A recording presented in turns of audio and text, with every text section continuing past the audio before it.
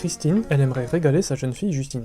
Elle aimerait lui faire des pâtes de fou, des frites de fou, un burger de fou. Elle aimerait que passer 2 heures à gratter les assiettes à cause du ketchup qui reste serve vraiment à quelque chose. Mais Justine, elle, ce qu'elle préfère, c'est des assiettes éclatées avec une vieille merguez, des œufs, mais toujours en faisant n'importe quoi avec le ketchup. En 2026, le ketchup, c'est pas une sauce, c'est une religion rouge. Tu peux rater ton permis 1000 fois, mais jamais tes frites. T'en as sur les frites certes, mais aussi les burgers, l'assiette de ta sœur chiante, ou encore la pizza claquée du distributeur.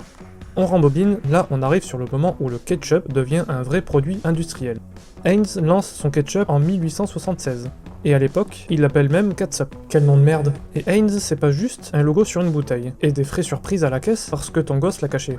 C'est le ketchup qui se vend partout, parce que la recette est stable, contrairement à ton vieux frère. Et surtout, ça se conserve, contrairement à ton vieux grand-père. Encore avant, le ketchup tomate existe. Mais c'est pas encore le truc sucré vinaigré que tu connais et que tu fous partout avec ton palais de Doberman. La première recette publiée de ketchup à la tomate aux États-Unis est souvent attribuée à James Mays en 1812. Et fun fact, ces premières versions pouvaient être moins sucrées, parfois sans vinaigre.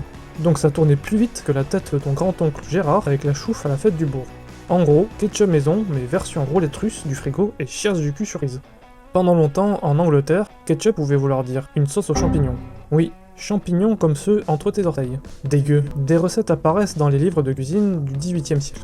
Et le concept, c'est souvent un jus très umami, sombre, salé comme une amande pour stationnement gênant, un ancêtre de condiments concentrés plus que de sauce frites. Le mot ketchup apparaît en anglais dès la fin du XVIIe siècle. On le voit déjà imprimé vers 1682.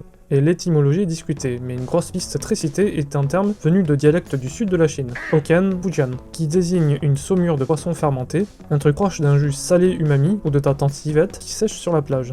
Bref, à la base, le ketchup c'est potentiellement un délire de marin, pas un délire de frites.